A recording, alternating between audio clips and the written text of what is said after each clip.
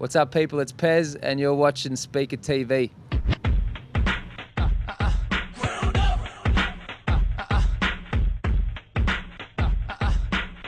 Yeah.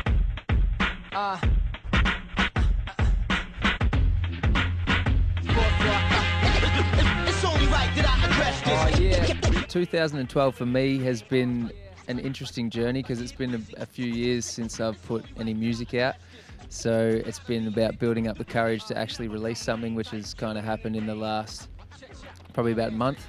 Put sort of a first little single out off the album, which was, pretty nerve-wracking, pretty terrifying, but, it's sort of got a bit of play on the radio and all that, which has been real cool. And then now I'm here playing Pyramid. So the new one, The Game, is one of the first, it's kind of the first one where I actually produced it myself from start to finish. So that was like pretty strange. It was really time consuming and I'll probably never do it again, but like it's much nicer to just get an awesome beat off a hip hop producer and go, oh, that's sick, and write raps to it, rather than have an idea, try and record all the music myself. Like I got M-Phases to try and help me do it, but he was doing his head in, so he just did these awesome drums for me and was like, man, just do your own thing. So I had to go and get guitar played by this guy and then piano played by this guy and this and that, whatever.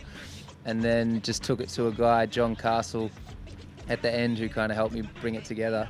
But I guess that's why it is pretty close to my heart, just the fact that I'm like, wow, like that whole idea was in my head and you kind of try to bring it to life, which is the first time I'd ever really done that. The fact that they're playing it on the J's a bit kind of helps. People seem to be digging it. Hip-hop, I didn't make a plan. I just rocked up looking like a ladies' man. And in one fucking night we can make it grand. When we support your show, when we take your fans. Damn, I get pissed off reading these magazines. Yep, they're as shit as the Australian battle scene. Well, working with Six is great. Like we've always had a real natural chemistry, like I think the cool thing about being with him is like the music I write on my own tended to be a little bit more introspective or thought out or looking at the world and all these sorts of things, whereas when I was with him we just have a real good time together.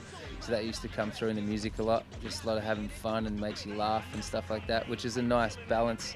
It's sort of the same with Seth, but then like I'm also doing a song with Paul Kelly on the album, which is real cool for me because he's kind of like a bit of an Aussie icon, so it's like to do a song with him's pretty mental. One person that I always really wanted to do a song with is a group called Matterfix in the UK. They had this song called Big City Life a while ago. Some people at home might remember that shit. It was sick.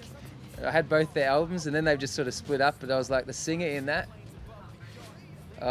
he's the shit. Like I'm really into him, so that's on my goal list. As soon as I can hopefully get enough buzz to hit up a label and go, can you make contact with him in UK and try and get me a song with him? That would be dope. Toot, I've been everywhere, man. Where the fuck were you? Sucks to come off rude. Well, nah, it doesn't, because it's fucking true. My luggage My downtime after the first album was weird, I guess, because like that was about a year to 18 months that was just crazy, like out of nowhere, which was kind of unexpected. Or you dream about that happening, but when it does happen, it's like, whoa, it like freaked me out.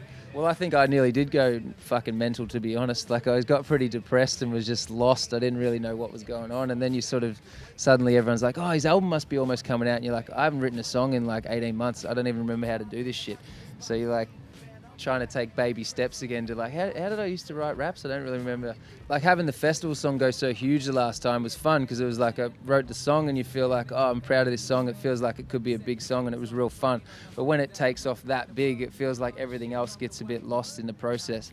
And I was like, it's weird that I could play to 8,000 people, which is a certain type of rush and it's real fun, but I could play to 200 or 300 people in a little room who'd listen to every lyric and rap along with you. And I was like, man, I found that so much more satisfying than the other one.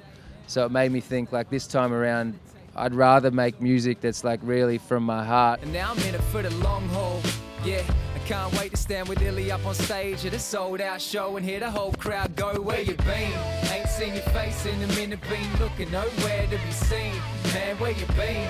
Checking for your new songs daily, the wait gets worse. On Mog, these people would be on my playlist. This is a very serious thing for me because, I'm constantly trying to figure out the 5 greatest songs of all time.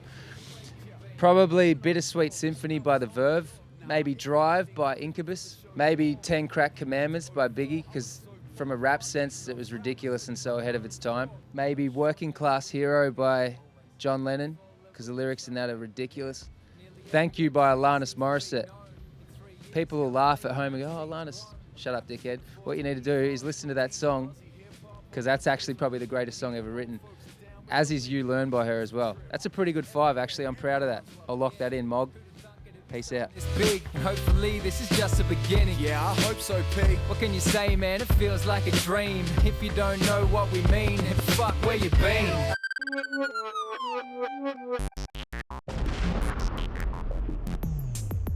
Secret TV.